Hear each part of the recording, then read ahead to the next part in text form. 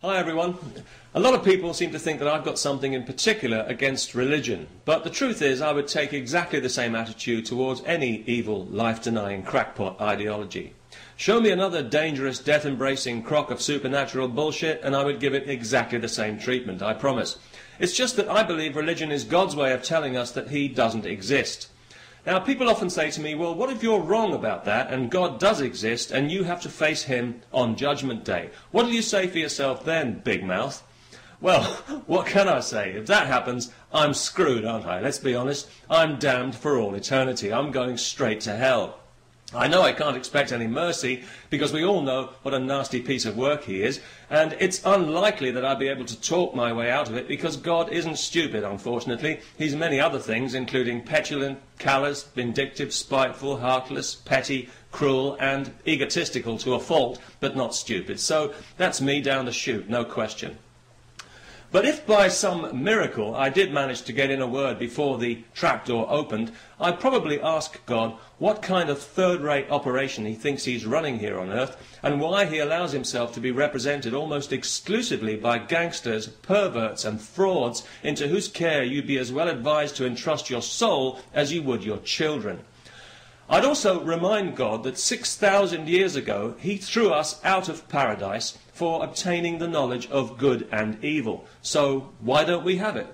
We paid the price. Every child is born guilty. I couldn't imagine a higher price than that, could you?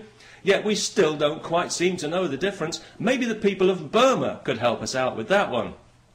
But I wonder what went wrong. Was the fruit of the tree of knowledge faulty in some way, or is this just a straightforward case of out-and-out fraud? Either way, I'll be demanding from God retrospective reinstatement in paradise for the entire human race, along with 6,000 years of backdated blessings and a full apology. Well, why not? What have I got to lose? I'm already going to hell.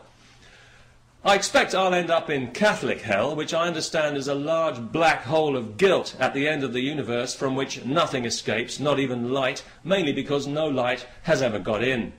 Although apparently anything passing by too closely is liable to be sucked in and baptized. But just because I believe that religion is a cynical perversion of the human spirit that exists purely for the benefit of the parasites that we know as clergy, doesn't mean that I'm not looking for answers to the big questions just like everybody else. You know, the questions that religion pretends it has answers to because it knows that for some people any answer is better than no answer at all. Questions like, why are we here? Where do we come from? Where are we going? That sort of thing. Is there an afterlife? And if so, is it fully licensed for alcoholic drinks? Now, that last bit might seem like a trivial concern to you, but not to me, because I live in a society where many people enjoy a social drink from time to time, not a huge amount, just enough to kill a horse. And in these enlightened days of the 21st century, where everyone's human rights and cultural identity are so very important, I don't see why I should have to abandon my culture just because I'm dead. It's only the afterlife, not Saudi Arabia. Let's keep things in perspective. Of course, in reality, we all know that there will be beer in heaven, and lots of it. Otherwise, it wouldn't be heaven, would it? It's almost not even worth pointing that out. But I thought I would anyway, just in case somebody wants to take the opportunity to be offended. Now, people say to me, you know, you just don't understand the joy that a believer feels when they give their heart to God. You just don't get it. Well, maybe that's true. But I do understand the desire for such a joyful heart, and I've got no problem with anyone who seeks it. I wish them well.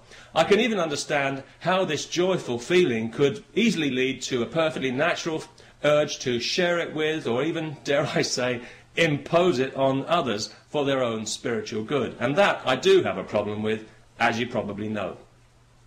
However, it occurred to me that I've been alive on this planet now for over half a century, and I still haven't got a clue what I'm supposed to be doing here. And frankly, yes, I am beginning to find that a little embarrassing. So I'm open to offers, broadly speaking, on the meaning of life. But a word of warning, it's going to have to be something that I can reasonably talk myself into without too much embarrassment, which means it's going to have to be fairly plausible, unfortunately, because that pretty much eliminates all religion, especially our three old friends, the desert dogmas. I couldn't possibly have anything to do with them, partly because I don't want to belong to a death cult, obviously, but also I'd just like to find something with more of a spiritual dimension, like, well, I don't know, Morris dancing perhaps, cheese rolling. I'm sure something would turn up. You know, it might actually help if I could narrow it down in advance and decide what kind of believer I would like to be. Maybe that would help. You know, in broad terms, would I like to be, say, open-minded, compassionate, joyful, optimistic, flexible, tolerant and wise? Or would I prefer to be close-minded, bigoted, intolerant, dogmatic, gloomy, judgmental and censorious? That's quite a difficult one. I can actually see both points of view there. Obviously, if I go with the first option, I'd be very popular, have a lot of friends, everything would be great. But if I go with the second one, people would quite rightly despise me, but then I'd be able to claim persecution and maybe even get a couple of laws changed in my favour. I think I'll give that one a little more thought. In the meantime, I'll keep looking, of course. I'll try to keep an open mind, because I think it's important to keep an open mind, and you won't convince me otherwise, no matter what you say, so don't even try. I'm not too fussy about what it is that I end up believing in, as long as it's the truth. Or, if not, at least something that doesn't make me want to laugh out loud with derision whenever I think about it. In fact, the way things are going, I'll probably settle for that. Peace, and happy springtime to one and all.